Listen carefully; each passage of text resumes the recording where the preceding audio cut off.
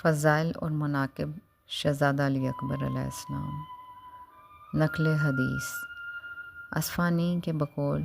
جناب شہزادہ علی اکبر علیہ السلام اپنے جد بزرگوار امیر المومنین حضرت علی ابن ابی طالب علیہ السلام سے بہت زیادہ احادیث نقل کرنے کی وجہ سے محدث کے نام سے پہچانے جاتے ہیں۔ دشمن کا اعتراف شائستگی: شام کا حاکم معاویہ بن ابی سفیان حضرت علی اکبر علیہ السلام کو خلافت کے لیے شائستہ اور اہل سمجھتا تھا۔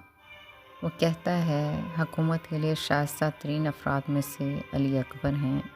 کہ جن کے نانا رسول خدا صلی اللہ علیہ وآلہ وسلم ہیں اور ان میں بنی ہاشم کی شجاعت ہے۔ آئینہ رسول خدا صلی اللہ علیہ وآلہ وسلم: حضرت امام حسین علیہ السلام کی گواہی اور تائید کے مطابق جناب شہزادہ علی اکبر علیہ السلام تمام ظاہری اور باطنی صفات میں رسول خدا صلی اللہ علیہ وآلہ وسلم کے شبیہ تھے۔ اسی بنا پر آپ شبیہ پیغمبر صلی اللہ علیہ وآلہ وسلم کے نام سے بھی مشہور تھے۔ عصمت شہزادہ علی اکبر علیہ السلام: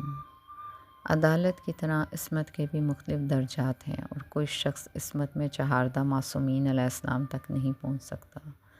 لیکن خداوند قدوس نے جناب شہزادہ علی اکبر علیہ السلام کو بھی وہ مقام عصمت عطا فرمایا۔ اس سلسلے میں زیارت کے اس جملے سے استدلال کیا جا سکتا ہے کہ حضرت امام جعفر صادق علیہ السلام نے اس بزرگوار سے یوں خطاب فرمایا: صلی اللہ علیک وعلی اطراطک و اہل بیتک و آبائک و ابنائک و امہاتک الاخیار الابرار الذین اذہب اللہ عنہم الرجس و طہرہم تطہیرا، کہ رجس اور پلیدی سے دوری بھی عصمت ہے۔ یہ بات بھی اس مفہوم کی دلیل ہے کہ حضرت امام حسین علیہ السلام کی ایک زیارت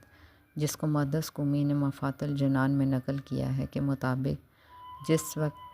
جناب شہزادہ علی اکبر علیہ السلام اپنے حضرت امام حسین علیہ السلام کی قبر پر پہنچو تو آپ علیہ السلام کی قبر کے نزدیک جا کر کہو: السلام علیکہ یا الصدیق الطیب الزکی الحبیب المقرب فابن ریحانۃ رسول اللہ وجعلک من اہل البیت الذین اذہب اللہ عنہم الرجس و طہرہم تطہیرا۔ اے خدا ان بزرگوار کو اہل بیت طاہر علیہ السلام عصمت میں سے قرار دے۔